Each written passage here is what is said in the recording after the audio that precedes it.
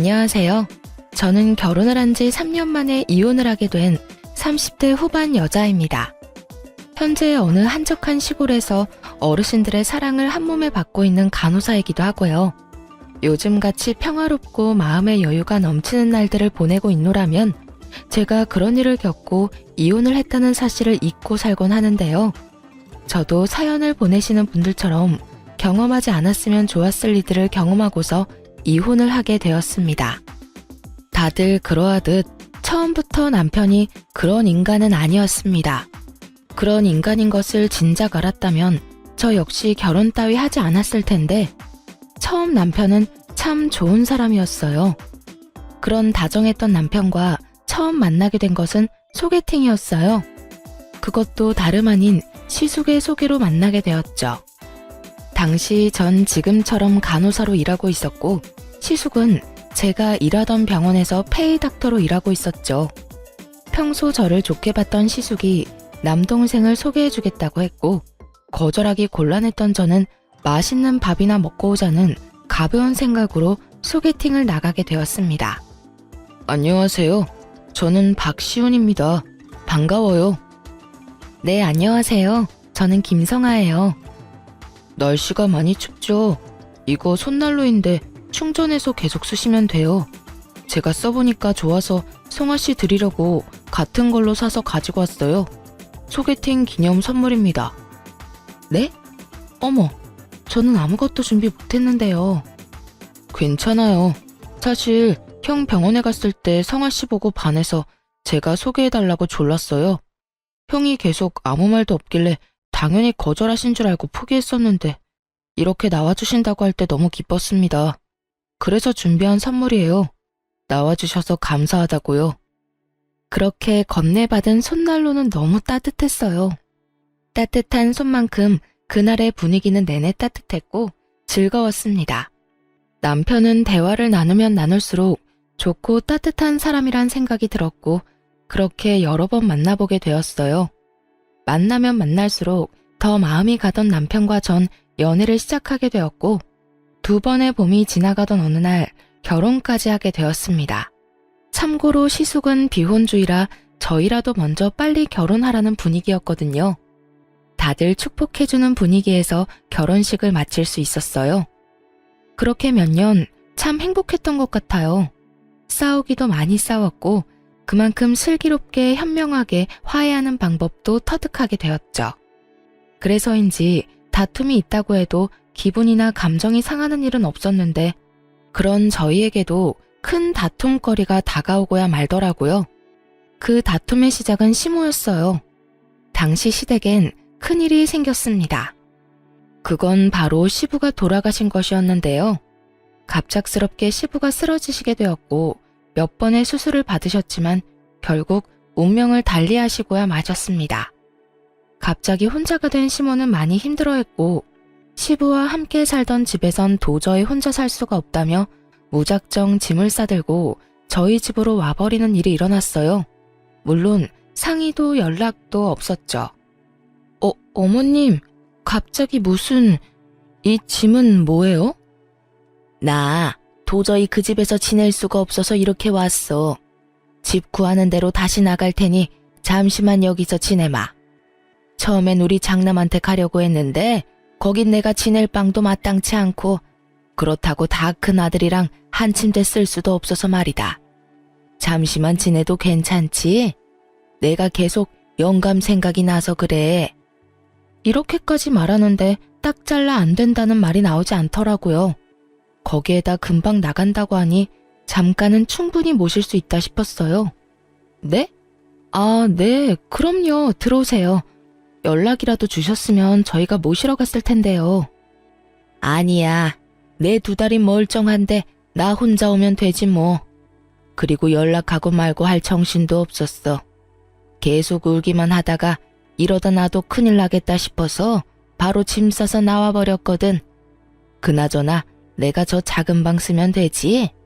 내 이불은 내가 챙겨왔으니 그것도 신경 안 써도 된다. 시모는 자연스럽게 작은 방에 짐을 풀었고 그렇게 시모와 함께 살게 되었습니다. 금방이라도 나갈 것처럼 굴던 시모는 석 달이 지나도 나간다는 소식이 없었고 처음엔 눈치를 살피며 뭐라도 도와주려고 안달이던 시모는 점점 저희 집에서 시집살이를 시키기 시작했죠. 예, 아침에 죽이 뭐니 죽이. 자고로 아침은 든든하게 먹어야 나가서 힘을 잘 쓰는 거야. 내일부턴 죽 말고 제대로 된 밥상 차리거라. 저도 처음엔 밥을 줬었는데 싫대요, 아범이. 부담스럽기도 하고 소화하기도 힘들다고. 간단하게 죽 해달라고 해서 죽으로 바꾼 거예요. 그래도 밥으로 차릴까요? 그래? 그랬다면 뭐 됐다. 우리 아들이 죽 먹고 싶다고 하면 죽 먹어야지. 이 정도는 시작에 불과했죠. 식탁에서 시작된 시집살이는 거실 청소로 이어진다 싶더니 어느 날은 멀쩡한 그릇을 다 꺼내 새로 다 씻고 닦으라고 하더군요. 아가야, 주방에 그릇들 좀 다 꺼내보거라. 네? 그릇은 왜요? 왜긴 왜야. 정리도 할 겸해서 다 꺼내서 깨끗이 씻고 물기 없이 싹 닦아 넣으려고 그러지. 굳이 왜 그 고생을 해요, 어머님. 어차피 자주 쓰는 거 말곤 가끔 쓸 때마다 씻어서 써요. 지금 어지럽게 정리돼 있는 것도 아니고 다 깔끔해서 정리도 잘 돼 있는데 굳이 일을 만들어서 할 필요는 없잖아요. 어머, 너는 뭘 몰라도 한참을 모르는구나. 원래가 한 번씩 그릇 다 꺼내서 씻고 닦고 해주는 거야. 넌 친정에서 이런 것도 안 배웠니? 여기서 친정 이야기가 왜 나와야만 하는지는 알 수 없으나 이런 사소한 트집선을 넘었다는 것은 확실히 알 수 있었죠.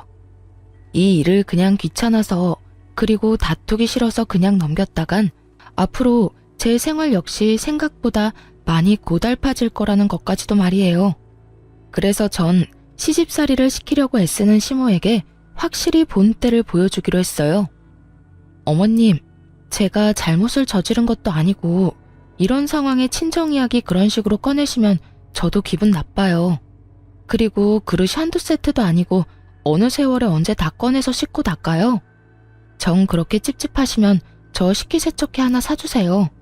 그렇지 않아도 아범이 식기세척기 이야기하는 거 두 식구 생활하는데 필요 없다고 했었는데 어머님 말씀 들어보니 정기적으로 그릇 씻어내려면 필요할 것 같아서요. 그러니까 어머님이 선물 사주신다고 생각하시고 하나 장만해 주세요. 그러면 그릇 다 꺼내서 세척기 돌리면 되잖아요. 요즘 세상이 좋아져서 건조까지 다 해서 나온대요. 어때요? 식기세척기? 네, 이참에 하나 장만해 주세요. 얼마 안 해요.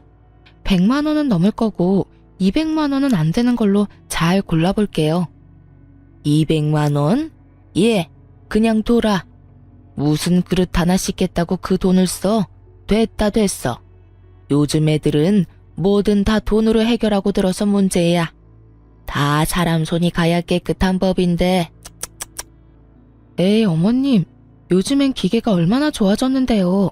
사람 손보다 훨씬 더 깨끗하고 살균 건조까지 시켜줘서 위생적으로도 좋대요.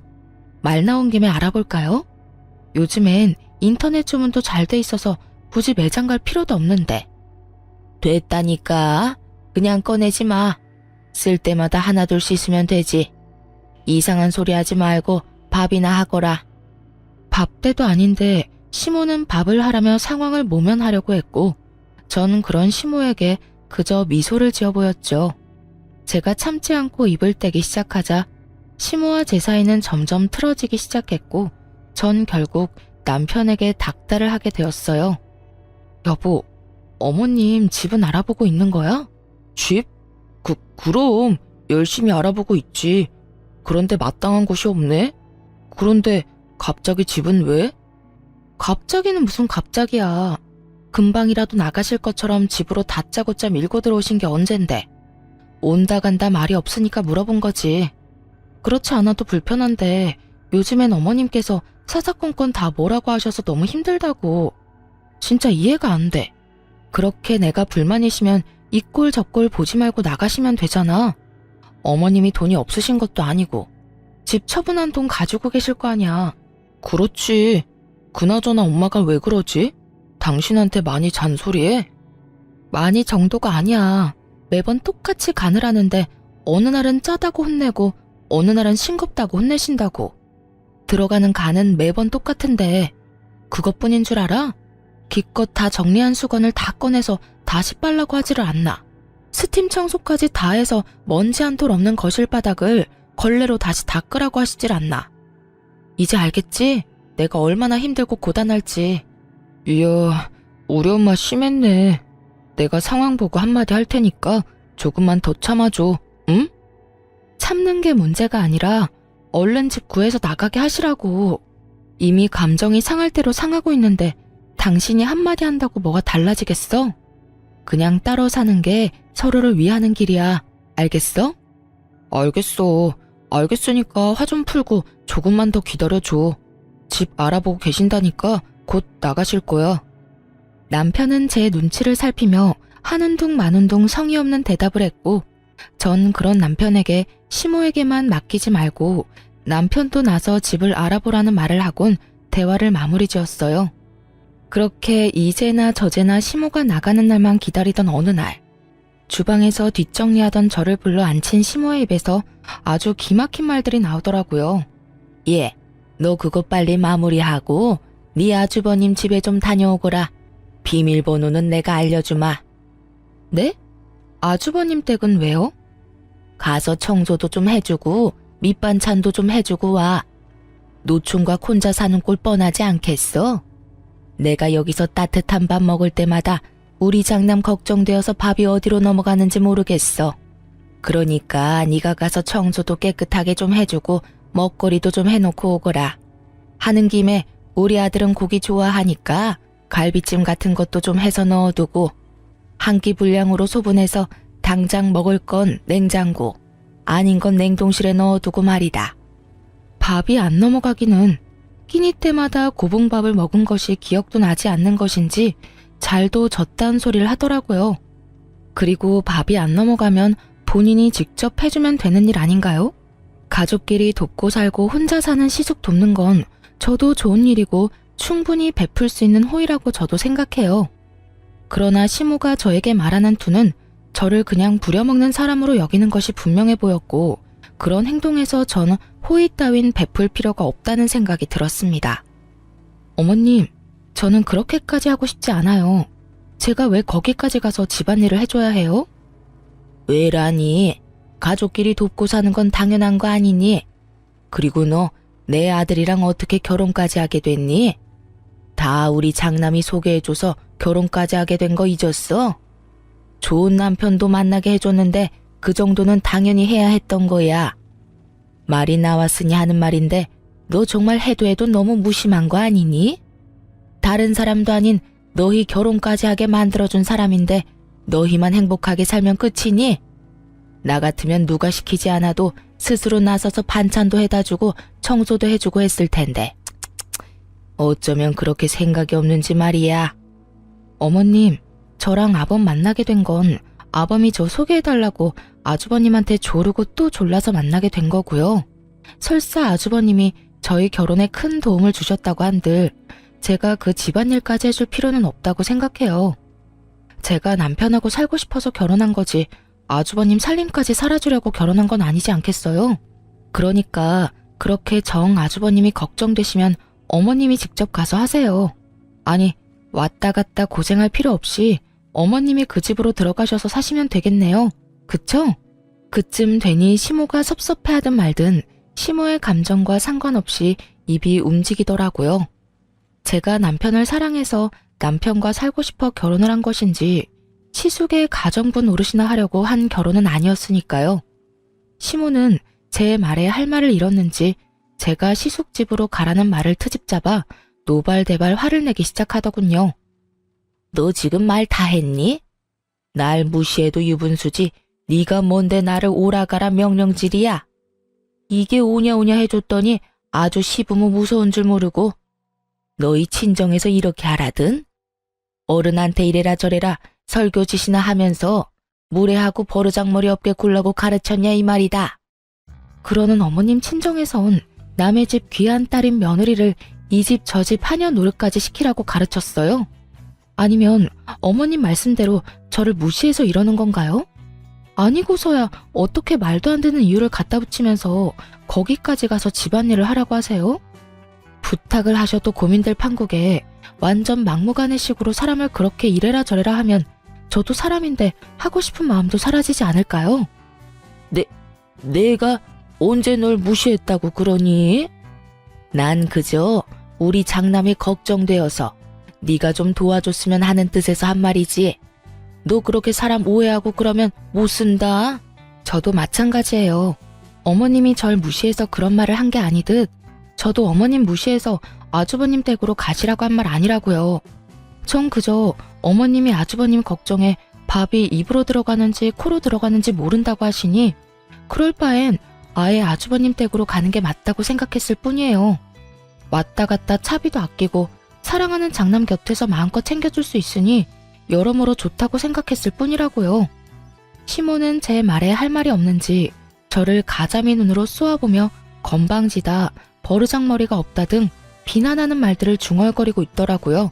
크게 입 밖으로 내면 제가 또 뭐라 말할지 겁이나 중얼거리는 시모를 보면 코웃음이 다 나더라고요. 그렇게 한참 중얼거리는 시모에게 전 아랑곳하지 않고 이렇게 말했어요.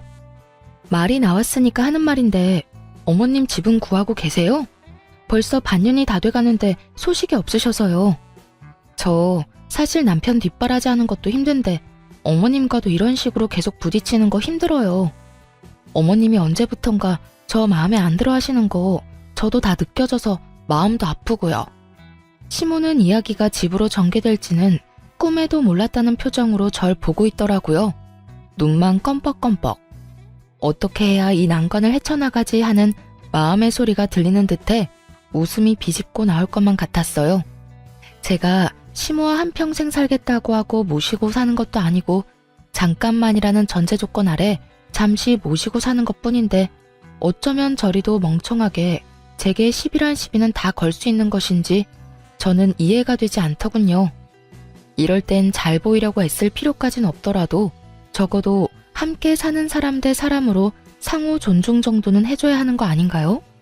아니, 적어도 이상한 트집을 잡아 시집살이를 시키는 일은 없어야 할 텐데 시모는 그마저도 자제하지 못해 제 입에서 결국 이런 말을 나오게 만들고야 말았으니까요. 저도 웬만하면 시모의 입장을 생각해서 며느리인 제 입에서 나가라 마라 하는 말은 하고 싶지 않았지만 상황이 상황이니만큼 결국 이런 말까지 하고야 만 것이었죠. 시모는 제 말에 토끼 눈을 하고 저를 본다 싶더니 이내 말까지 더듬어가며 태세를 전환하더라고요. 내가 언제 널 마음에 안 들어 한다고 그러니? 나 너 마음에 들어. 나 너 좋아하는데 몰랐니? 정말요?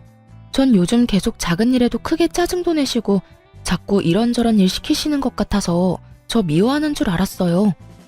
아니라면 안심이긴 한데 그래도 혹시나 계속 살다간 감정 상할 수도 있으니 빨리 집 알아보셨음 해요. 어머님도 같이 사는 거 불편하실 거예요. 아, 그래서 짜증이 많이 나셨을 수도 있겠다. 그렇죠? 내가 언제 짜증을 그렇게나 냈다고 그러니? 어찌됐든 내가 좀 알아보긴 하마. 요즘 마땅한 게 없던데. 그래요? 그러면 제가 좀 알아볼게요. 뭐? 아니다. 내가 알아보마. 내가 살 집인데 내가 알아봐야지. 아니에요. 저도 같이 알아볼게요. 그래야 좋은 집 빨리 구할 거 아니에요. 이미 말은 뱉어버렸고 전 더는 물러서지 않기로 했습니다. 전 제가 말한 대로 집을 알아보기 시작했고 괜찮은 집이 있으면 시모와 함께 보러 가기도 했죠. 시모는 그때마다 이런저런 이유를 대며 싫다고 하긴 했지만 전 포기하지 않고 집을 알아보던 중이었어요.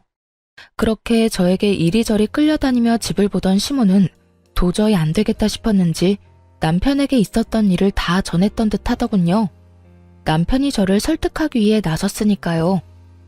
저기 여보, 나 할 말 있는데. 할 말? 뭔데? 뭐길래 이렇게 내 눈치를 봐? 그게 우리 엄마 그냥 우리랑 조금만 더 살면 안 될까? 아무래도 엄마 혼자 지내는 거 내가 불안해서 그래.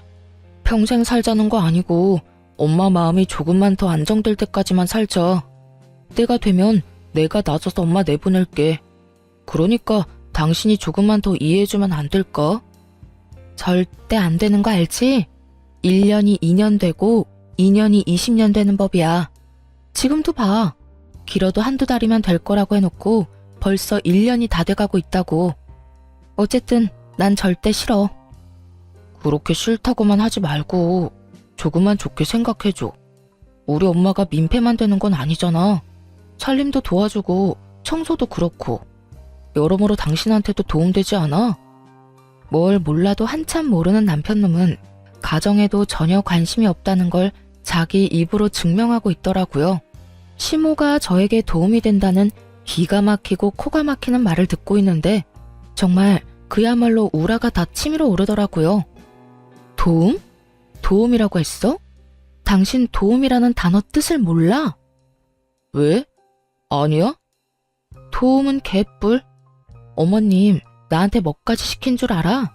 나한테 글쎄 아주버님 집 비밀번호 알려줄 테니까 그 집에 가서 청소하고 음식까지 해라고 하더라. 갈비찜은 소분해서 얼려두라고까지 했다고. 그 말이 무슨 뜻이겠어? 앞으로 쭉 두 집 왔다 갔다 하면서 살림살라는 말 아니겠어? 그것뿐인 줄 알아? 말끝마다 친정에서 그렇게 가르쳤냐는 말은 어떻고 내가 그런 말, 그런 취급까지 받아야 해? 오죽했으면 내 입에서 어머님한테 나가라는 말까지 했겠냐고. 당신은 어떻게 하나만 알고 둘은 몰라?